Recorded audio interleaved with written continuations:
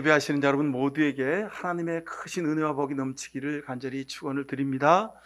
여러분 지난 한 주간 세상에서, 가정에서, 학교에서, 일터에서 열심으로 사시느라고 수고 많이 하셨습니다. 또 육신의 아픔과 힘듦과 어려운 가운데에 여러분 얼마나 힘드셨습니까? 어려우셨습니까? 풀지 못하는 숙제 앞에서 이걸 어떻게 해야 하나 여러분 얼마나 마음고생하셨습니까? 수고 많이 하셨습니다. 하나님의 위로의 손길이 여러분을 새롭게 깨끗하게 여러분 심령에 평안을 주시기를 축원합니다.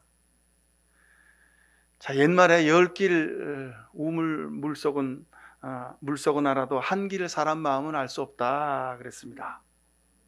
그런데 여러분 사람 마음을 알 수 있는 방법을 제가 알려드리겠습니다. 사람 마음 예수님이 하신 대로 하면요 잘 알 수가 있습니다. 그 사람이 평소 생활하는데 그 사람의 행동 속에 저 사람은 저걸 중요시 여기는구나 하는 것을 우리가 볼 수 있습니다. 그러면 그 사람 마음을 알 수 있습니다. 이게 뭐 관심법이라고도 그러죠. 여러분 사람 마음을 충분히 알 수 있습니다. 지금 그 사람이 뭘 하고 있는지 바쁘고 정신없고 막 힘들어요. 근데 그 사람이 바쁘고 힘들고 정신없는 중에 뭘 하고 있어요. 그걸 보면 이 사람은 이것이 저 사람의 인생에 중요하구나 하는 것을 우리가 봅니다. 그러면 그 사람의 마음속에 무엇이 있는지를 알 수 있게 되는 거죠. 자, 부활하신 예수님께서 부활하신 후에 가장 먼저 가신 곳이 어딘지를 보면 예수님 마음에 무엇이 들어있는지를 우리가 알 수 있습니다. 자, 예수님이 부활하시고 나서 가장 먼저 가장 중요하게 생각하신 일이 뭔지를 우리가 보려면 예수님이 가장 먼저 어디 가셨나 보면 되는 거예요. 그게 요한복음 20장 21장에 보면 있습니다. 부활하신 후에 예수님이 가신 곳이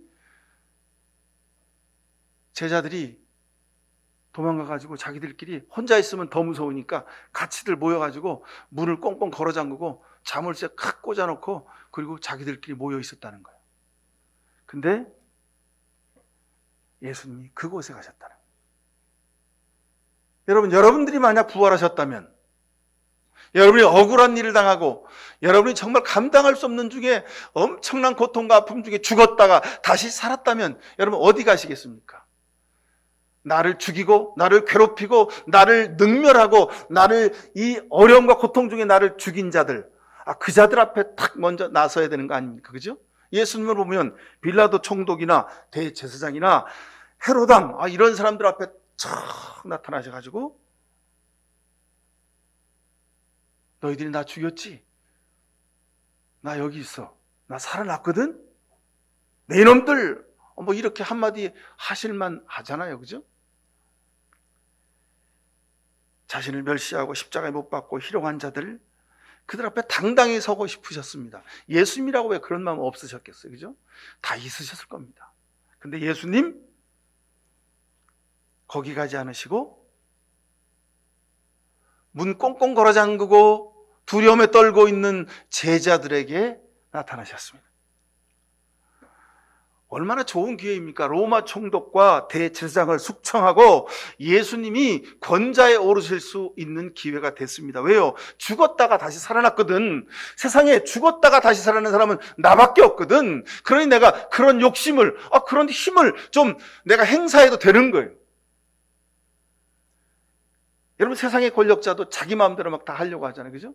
근데 죽었다가 다시 살아났는데 무서울 게 어디 있습니까? 그죠?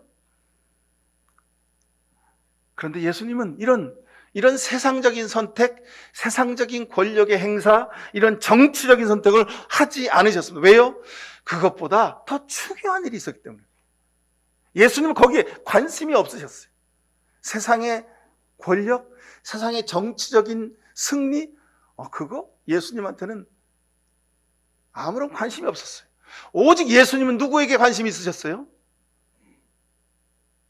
제자들에게. 창피하고 죄송하고 우리가 예수님 배신했어. 예수님 돌아가실 순간에 우리가 겉에 있어야 되는데 우리가 같이 있지 못했어. 우리 예수님 죽으셨는데, 우리 예수님 너무나도 억울하게 불쌍하게 죽으셨는데 우리가 예수님 곁에 지켜드리지 못했어. 우리는 벌어지만도 못한 놈들이야. 어떡하지? 예수님 죽인 저들이 우리를 또 잡아가서 우리를 십자가 달려 죽이면 어떡하지?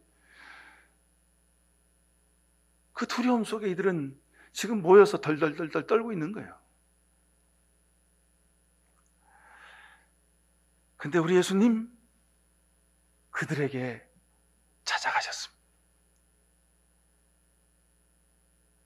사랑하는 사람들, 사랑하는 내 제자들, 두려움과 고통 중에 떨고 있을 제자들이 못내 마음에 걸려서 가장 먼저 예수님이 이들을 찾아가신 겁니다. 제자들이 불쌍하고 안타까웠습니다. 부활하신 후 첫날 저녁에 문을 닫아 걸고 잠그고 숨어있는 제자들에게 찾아가서 얘들아, 너에게 평화가 있기를 바란다 말씀하셨습니다. 얼마나 하신 말씀이 많았겠습니까? 그죠? 야, 너희들 왜 그랬어? 너희들 그래도 다른 사람은 나를 십자가에 못 박고 나를 능멸하고 나를 모른 채 하고 나를 뭐 발로 차고 나를 십자가 달려 죽게 해도 괜찮아. 근데 너희들은 그러면 안 되잖아. 왜 그랬어? 그렇게 왜 못난 짓을 했어? 내가 너희 때문에 얼마나 창피한 줄 알아? 우리 아이들 말로 내가 너희들 때문에 정말 쪽팔렸어. 예수님이 그러실 수 있잖아요. 그죠? 근데 우리 예수님 너에게 평화가 있어라 말씀하셨습니다. 그리고 못 박힌 두 손과 옆구리를 내어 보여주면서 도마야, 의심하니? 여기다 내 손 좀 만져봐. 여러분, 이 시간에도 부활하신 주님이 오셨습니다. 여러분, 이 시간 여러분 손으로 예수님의 못자국 난 그 손을 만지실 수 있기를 축원합니다. 사랑하는 성도 여러분, 기억하십시오. 예수님에게 가장 중요한 존재가, 가장 중요한 일이 바로 우리였음을 감사하시길 축원합니다. 이 얼마나 고마운 일이에요. 예수님에게 가장 중요한 존재가 바로 여러분입니다. 자, 예수님이 손을 보여주셨다. 이 예수님이 가장 먼저 제자들에게 오셔서 너에게 평화가 있어라 하고 손을 내밀어 보여주셨다는 거예요. 손은 신체의 일부지만요, 신체 전체를 대표합니다. 그래서 우리가 다른 사람 만나면 손을 내밀어서 악수하잖아요. 그죠? 손을 내밀어서 악수합니다. 왜요? 손이 나를 대표하는 거예요. 근데 예수님을 대표하시는 그 손에 못자국 난 그 손을 주님이 보여주셨다 이 말입니다.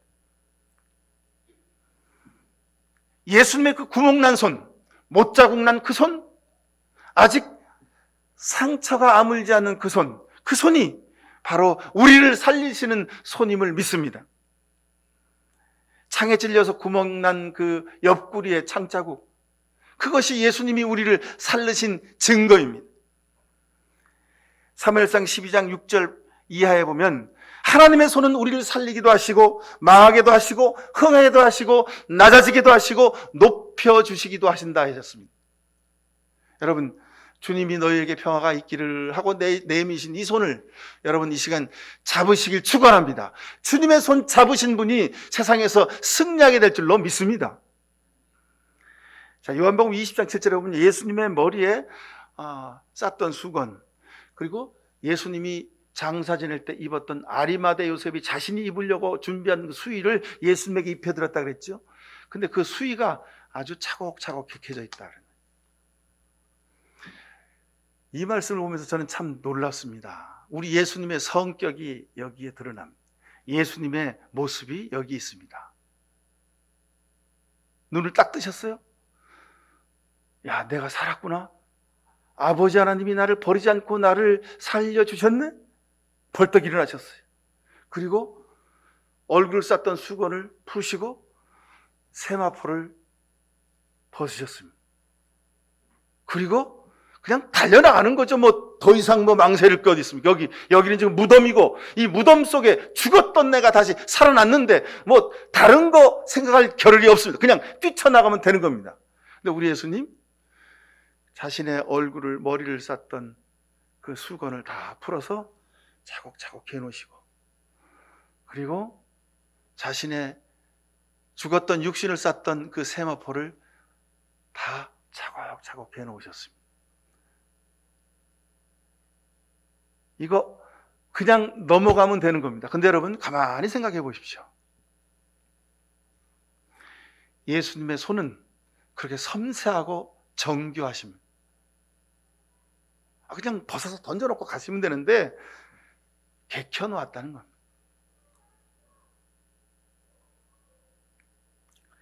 예수님의 손은 이렇게 섬세하게 우리를 개어 주실 줄로 믿습니다.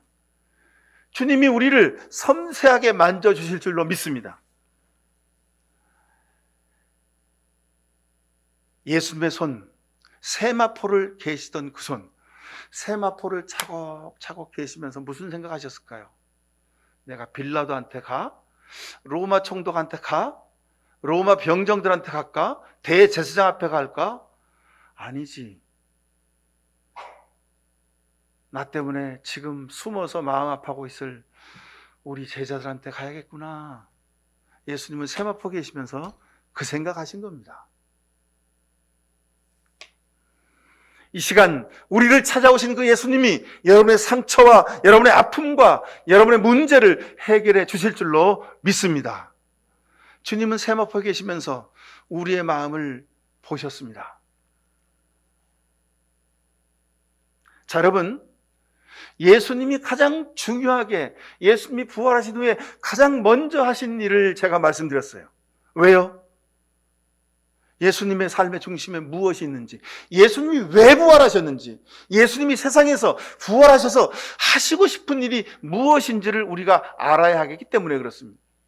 여러분, 이것 잊어버리면 매일 우리가 부활을 믿네, 예수님을 믿네, 내가 그리스도인이네, 내가 평생 예수님을 따라 믿음으로 살았네, 여러분, 이거 아무런 의미가 없어지게 됩니다. 예수님이 뭘 중요시 여기셨는지, 부활하신 예수님이 하고자 하셨던 일이 무엇인지를 우리가 봐야 됩니다. 그래야 우리도 그걸 해야 되는 겁니다. 자, 그러면 우리가 예수님이 가장 중요하게 생각한 일을 제가 말씀드렸죠. 자, 그러면 지금 여러분에게 가장 중요한 일이 무엇인지를 한번 물어보십시오. 내 삶에 지금 가장 중요한 게 뭡니까? 여러분, 우리 가정에, 내가 일하는 일터에 가장 중요한 일이 뭡니까? 더 크게 생각하면 우리 대한민국, 이 나라의 민족의 역사에 있어서 지금 중요한 일이 뭘까요? 부활하신 예수님이 우리에게 이것 하라고 말씀하신 겁니다. 내 인생에 중요한 게 뭐냐? 가장 중요한 일을 먼저 해라. 너희 가정에 가장 중요한 게 뭐냐? 너희 부부 사이에, 부모와 자식 사이에 가장 중요한 게 뭐냐? 이걸 먼저 해라. 이 말씀하십니다. 왜 딴 거 하고 있냐는 겁니다. 왜 딴 데 가서 딴 짓을 하고 있냐는 겁니다. 여러분, 우리 삶에 가장 중요한 게 뭡니까? 코로나 이후에 우리가 하지 못했던 일을 하기 시작했습니다. 자, 근데 생각해 보십시오. 코로나가 이제 잦아들고 있고 이제 일상으로 돌아가자고 합니다. 근데 여러분, 세상 사람들이 지금 가장 먼저 무슨 일을 하고 있습니까? 못 만났던 사람들을 만나고 회식하고, 야, 여행 가야지, 여행. 지난 3년 동안 못 갔는데 가야지. 공항이 다시 북적이기 시작합니다. 여러분, 세상 사람들을 보면 세상 사람들이 무엇을 중요시 여기는지를 알 수가 있습니다. 제가 매일 밤마다 일하면서 봅니다. 제가 아주 정확히 보죠. 밤 1시, 2시, 3시까지 길거리에 사람들이 넘쳐나기 시작했습니다. 공항도 북적입니다. 술 취해서 비틀거리는 사람들이 아주 길거리에 많이 보입니다. 그 사람들이 왜 길거리에서 밤에 빈대떡을 붙일까요? 그죠? 이상하죠? 빈대떡 붙이는 사람들이 많이 있더라고, 밤에. 여러분, 세상 사람들이 뭘 중요시 여긴지를 우리가 볼 수 있는 단면입니다. 여러분, 어떻게 생각하세요? 코로나가 끝나가고 있는 지금 우리가 다시 해야 될 가장 중요한 일이 무엇입니까? 못 만났던 친구 만나는 일입니까? 만나지 못한 사람 만나는 일입니까? 어디 만난 집에 가서 식사 못한 것 가서 회식해야 되겠습니까? 어디 여행 가고 싶은데 빨리 비행기표 예약해서 그곳에 여행 갔다 오셔야 되겠습니까? 여러분 물론 그렇죠. 필요합니다. 못 만났던 친구, 가고 싶었던 곳, 그리고 가고 싶었던 여행, 우리가 해야 될 일 중에 하나입니다. 근데 여러분, 그 모든 것보다 가장 중요하고 가장 시급하고 가장 먼저 해야 될 일이 무언가 하는 겁니다. 제가 보기엔 가장 시급한 것은 영적인 생활의, 신앙생활의 회복입니다. 이상하죠?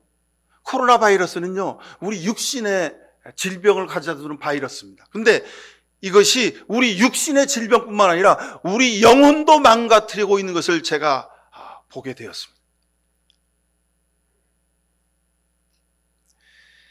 부활하신 예수님이 가장 먼저 찾아가신 그 제자들 찾아가셔서 저들의 마음을 주님이 보신 겁니다. 저들의 마음이 괴롭고 힘들고 저들의 마음이 다 망가져 있고 깨져 있는 것입니다. 상처난 그들의 마음을 보시고 주님이 저들을 찾아가신 겁니다. 저들의 영적 회복을 위해서 주님이 가장 먼저 제자들에게 가신 겁니다. 오늘 코로나 이후에 가장 먼저 주님이 우리를 찾아오신 이유도 여기 있습니다. 여러분, 세상의 일로, 다른 아주 잡다한 많은 일들로 우리 영이 다 갈기갈기 찢어져 있습니다. 중요한 게 뭔지 알지 못하고 그저 육신의 것만을 탐하며 사는 우리의 삶의 모습을 보시고 주님이 찾아오시는 겁니다. 여러분, 지금 우리에게 가장 중요한 것은 사람을 만나고 가지 못했던 여행을 가고 하지 못했던 일을 하는 것, 그것을 넘어서는 것입니다. 우리에게 가장 필요한 것은 지금 하나님입니다. 예수 그리스도십니다. 여러분, 배달 음식, 간편식이 우리 주변에 아주 넘쳐납니다. 매출이 400%, 500% 막 그렇게 올랐다죠. 그 배달 음식, 간편 음식을 배달하는 업체들, 또 온라인 쇼핑을 해서 쇼핑한 물건을 집까지 배달해주는 그 배달업에 종사하는 분들, 그분들 월급이 2배, 3배 막 뛰었답니다. 오토바이 타고 부릉부릉 그 배달하는 그 사람들요, 한 달에 400만 원, 500만 원 그냥 쉽게 번답니다. 왜 이런 현상이 우리에게 생겼습니까? 다들 편리해지려는 겁니다. 물론 코로나 시국에 우리가 갇혀 있고 어디 갈 수가 없고 하니까 배달해서 먹었죠. 그런데 전문가들의 의견에 의하면 배달업은, 온라인 쇼핑은 앞으로도 무궁무진하게 발전할 거리랍니다. 왜요? 코로나 바이러스도 결국은 우리 인간의 편리함 때문에 찾아온 질병이기 때문에 그렇습니다. 인간은 끊임없이 자신의 편리함을 위해서 추구해 갈 것입니다. 결국 이 세상적인 욕망은요, 소비 충족의 이 무한대의 이 욕망은요, 결국은 사람을 병들게 하고, 결국은 자연을 병들게 하고, 이제 코로나가 끝났지만 앞으로 2, 3년 뒤면 또 코로나 비슷한 또 세계적 질병이 우리에게 준비되어 있다는 거 아닙니까? 여러분, 근데 이게 우리 물질 생활, 세상 사람들의 삶의 문제뿐만 아니라 우리 영적인 생활에도 스며들어 있다는 겁니다. 신앙생활하는 것도 이제 편리함을 추구하기 시작했습니다. 우리가 모일 수 없어서, 모이면 코로나 질병이 옮기니까, 모여서 찬송하면, 모여서 서로 있으면 코로나에 걸리니까 할 수 없이 모여서 예배하지 못하고 온라인으로 예배하고 최소한의 집회만 하며 신앙생활을 했습니다. 근데 앞으로 예전처럼 돌아갈 수 있을까요? 여러분, 힘듭니다. 어려워졌습니다. 왜요? 이제 편리함을 알았습니다. 주일날 11시에 예배를 꼭 드려야 돼? 내가 되는 시간에 예배 드리면 되는 거지. 꼭 교회 가서 예배 드려야 돼? 주일날 오전에 그 귀한 시간을 꼭 교회를 가야 돼? 우리 속에 그런 질문이 생기기 시작했고, 주일날 오전에 교회에 오는 것보다 더 좋은 일이, 더 즐거운 일이, 더 신나는 일이 세상에 있는 것을 우리가 발견하게 되었습니다. 그래도 감사한 것은 저희 교회는 그래도 주일 예배를 중요시하고 직접 나와 예배드리는 것이 소중한 것을 깨달아 알고 여러분들 열심히 나와서 예배드리시지만요, 여러분, 교인 수가 1,000명, 2,000명, 3,000명, 5,000명, 10,000명 되는 교회들은요, 아주 심각합니다. 교인들 30%가 연락이 안 된다는 거예요. 아무런 반응이 없대요. 세상이 더 좋고, 세상이 더 편리하고, 세상에 중요한 일이 있어서 그것으로 다 나간 겁니다. 예배 시간에 주일날 오전을 성별해서 또는 예배당에 오지 않아도 온라인으로 예배할 수 있고 신앙생활할 수 있고 그렇게 신앙생활을 하면 되는 거지 뭐 우리가 이렇게 지금 흘러가고 있다는 겁니다. 주일 오전에 하나님 말고 예배 말고 더 중요한 일이 내 삶의 스케줄에 이제 생겼습니다. 우리에게 가장 중요한 일은 예배하는 일입니다. 예배는 우리 신앙생활의 척도입니다. 삶의 우선순위가 여기에서 결정지어집니다. 내 삶의 중심이 어디 있는지를 확인하는 시간이 바로 이 시간입니다. 예배당에 출석해서 예배하고 기도하고 찬양하고 헌금하고 친교하고 섬기는 일, 전에는 우리가 이것이 어떤 의미인지 몰랐습니다. 그냥 당연히 해야 되는 줄 알았는데 이제 와서 보니 그것이 얼마나 중요한지를 우리가 깨달아 알게 되었습니다. 사랑하는 성도 여러분, 이것을 기억하십시오. 우리 삶의 가장 중요한 중심에 하나님이 예배가 있어야 한다는 것을 꼭 기억하시길 바랍니다. 자, 지난 주간 중에 우리가 시편 말씀을 읽어가고 있었습니다. 지난 주간 중에 읽었던 시편 112편 1절에 보니까 할렐루야 주님을 경외하고 주님의 계명을 크게 즐거워한 사람은 복이 있다 그랬습니다. 저는 깜짝 놀랐어요. 이 말씀 읽으면서 해필이면 이때에 이 말씀을 우리가 읽게 하셨을까? 우리가 읽는 바이블 타임 성경 통독 책자는 그저 1년 스케줄대로 쭉 읽도록 되어 있습니다. 근데 해필이면 코로나 방역 단계가 완전히 다 해제된 요때 시편 112편을 읽게 하신 하나님의 뜻이 있음을 깨달아 알았습니다. 여러분 시편 112편 말씀 한번 보십시오. 보면 할렐루야 주님을 경외하고 주님의 계명을 크게 즐겨하는 사람은 복이 있다. 그의 자손은 이 세상에서 능력 있는 사람이 되고 정직한 사람의 자손은 복을 받고 그의 집에는 부귀와 영화가 있으며 그의 의로움은 영원토록 칭찬받을 것이다. 정직한 사람에게는 어둠 속에서도 빛이 비칠 것이다. 그는 은혜로우며 긍휼이 많으며 의로운 사람이다. 이렇게 말씀합니다. 하나님을 경외하고 주님의 계명을 크게 즐거워하는 시간, 여러분 그 시간이 언제입니까? 예배 시간 아닙니까? 여러분 이 시간에 오직 하나님께 내 전부를 드려 내 정성을 다하여 예배하는 그런 기쁨을 누리실 수 있길 축원합니다. 그건 하나님이 원해서 하나님이 바래서가 아니라 하나님이 뭘 하시려고요? 우리에게 시편 112편 2절 이하에 약속하신 복을 주시기 위해서입니다. 세상에서 우리를 능력 있는 사람이 되게 하려고, 정직한 사람이 되게 하려고, 그리고 우리 자손들에게 복을 주시려고, 우리 집에 부귀와 영화를 주시려고, 어둠 속에서도 빛을 비춰 주시려고, 세상에서 공명정대한 삶을 살게 하시려고 우리로 하여금 예배하라 하셨다는 겁니다. 오늘 예배한 여러분에게 하나님이 이런 은혜를 주실 줄로 믿습니다. 오늘 우리가 읽은 본문 말씀은 예수님이 한 여인을 만난 사건을 기록하고 있습니다. 예수님이 사마리아 여인에게 내 남편을 데려오라 말씀하십니다. 근데 이 여인이 주님이 주시는 생명수를 저에게도 주십시오 그랬는데 물을 그냥 주시면 되지 왜 남편을 불러오라 그랬을까? 근데 또 불러오라는 그 말씀 가운데 이 여인이 솔직하게 주님 저는 남편이 없는데요. 맞다. 너 아주 정직하게 말했구나. 너는 남편이 5이 있었지만 지금 그 5명의 남편이 내게 없고 지금 살고 있는 남편도 남자도 내 남편이 아니구나. 이렇게 말씀하십니다. 그냥 물 주시면 되는 거지. 그 여인의 지난 날을 예수님이 자꾸 꿰고 계시는 겁니다. 이게 무슨 얘기입니까? 생명수를 마시기 위해서는 관계의 회복이 필요하다는 말씀입니다. 남편을 데려오라는 겁니다. 지난 날의 삶의 아픔을 되새겨보라는 겁니다. 내가 왜 5명의 남편을 지나쳐 왔는지, 지금 살고 있는 그 남자도 내 남편이 아닌지, 내 삶의 중요한 것이 무엇인지 너를 잊고 지금까지 살아왔다는 겁니다. 관계를 보시길 원하시는 겁니다. 자, 여러분, 우리가 주님을 예배한다, 하나님을 예배한다, 이 말은 무슨 얘기입니까? 하나님과의 내 관계가 회복되는 것을 말합니다. 내 삶의 중요한 것이 무엇인지를 다시 확인하는 것을 말하는 겁니다.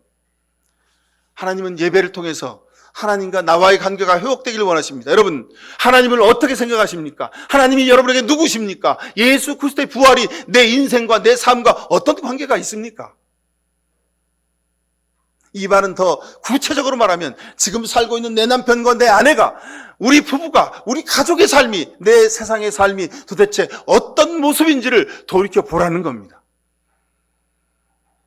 여러분, 우리가 믿음으로 살면서, 그리스도인으로 살면서 내가 하나님의 말씀으로 내가 새로운 생명을 얻고 예수 그리스도의 십자가 보혈이, 주님의 부활이 내게 구원의 생수가 되었다면, 여러분, 우리가 지금 이렇게 살아서 되겠습니까?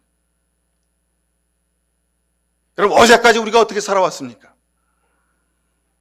내가 생명의 양식을 먹고 성령의 감동으로 살고 있다면 우리가 지금 이렇게 살아서 되겠습니까? 주님이 이 여인에게 내 남편을 데려와라 하신 말씀이 바로 이런 뜻입니다. 신령과 진정으로 예배하라, 바로 이 말은 이런 뜻입니다.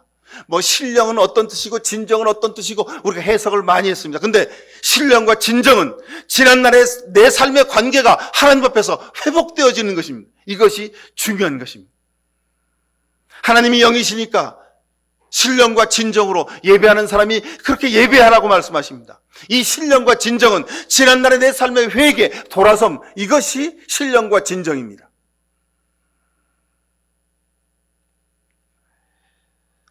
사랑하는 성도 여러분, 코로나 이후에 우리가 다시 한번 우리 삶의 가장 중요한 일이 무엇인지를 여러분 다시 확인하실 수 있기를 축원합니다. 그리고 하나님 앞에 예배하실 수 있기를 간절히 바랍니다. 출애굽기 31장 이하에 보면 여호와께서 모세에게 일러 가라사대 너는 이스라엘 자손에게 고하여 이르기를 너희는 나의 안식일을 지켜라. 엿새 동안은 일하고 그리고 제7일은 큰 안식일이니 하나님 앞에 예배하고 제사하고 쉬어라 말씀하십니다.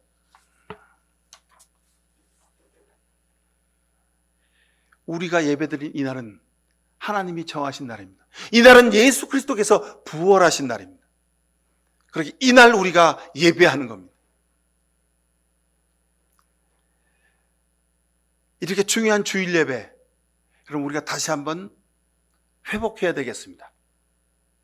이날 와서 우리가 머리 숙여 기도하고 자신의 부족함과 죄를 고백하고 주님 앞에 기도드리고 찬송하고 우리가 예물을 드리고 말씀을 묵상하고 우리가 돌아가는 이 모든 전 과정, 이것을 다시 한번 우리가 되새길 수 있기를 간절히 바랍니다. 그럼 어떻게 찬송해야 할까요? 어떻게 찬송해야 할까요? 어떻게 기도하고 어떻게 섬기고 어떻게 친교해야 할까요? 어떻게 예배드려야 주님이 기뻐하실까요? 성령께서 여러분 마음속에 감동을 주시기를 축원합니다. 하나님, 제가 하나님 앞에 어떻게 예배해야 할까요? 기도하십시오. 성령 하나님이 가르쳐 주실 줄로 믿습니다. 여러분, 이것이 하나님과 나와의 관계 회복입니다. 하나님과 나와의 관계가 먼저 회복되어져야 우리가 가족 간의 관계도 회복되어지고 세상에서의 관계도 회복되어질 줄로 믿습니다. 여러분, 중요하면 힘들고 어려워도 우리가 합니다. 이거 굉장히 중요한데 생각하면 우리가 힘들고 어려워도 할 수 없어도 하는 거죠. 그렇죠? 우리 예배도 마찬가지입니다. 하나님을 우리가 사랑하면 주님께서도 우리를 사랑해 주심을 기억하시길 축원합니다. 우리가 예수님을 가장 중요히 여기고 우리가 예배의 정성을 다하면 주님도 우리를 중요하게 대접해 주실 줄로 믿습니다. 기도하십시다. 사랑의 아버지 하나님, 감사합니다. 그렇게 힘들었던 코로나의 이 질병의 과정이 이제 점차 회복되게 하심을 감사드립니다. 주님, 이 회복의 과정 가운데 우리 삶의 가장 중요한 것이, 시급한 것이 무엇인지를 저희가 다시 한번 깨달아 알기 원합니다. 주님 앞에 정성으로 예배하길 원합니다. 온전한 예배를 드리길 원합니다. 주님, 하나님 만나기 원합니다. 하나님의 말씀이 우리 심령의 골수를 쪼개어 주시길 원합니다. 주의 말씀으로 우리가 회복되길 원합니다. 주님의 십자가의 보혈이 우리를 씻어 주시길 원합니다. 주여, 우리를 붙들어 주옵소서. 예수 그리스도 이름으로 기도하옵나이다. 아멘. 우리 삶에 우리가 이 세상 사는 동안 가장 중요한 일, 가장 시급한 일이 하나님을 만나고 하나님을 예배하며 하나님께 영광 드린 일임을 다시 확인합니다. 그렇게 살겠습니다. 이렇게 귀한 결단하는 이 시간 머리 숙인 모든 주의 백성들 머리 위에, 저들의 가정과 일터와 저들의 눈부문의 기도 위에 하나님 아버지의 특별하신 사랑과 예수 그리스도의 십자가의 은혜와 성령의 복내심이 영원까지 함께해 주시옵기만을 간절히 축원하옵나이다. 아멘.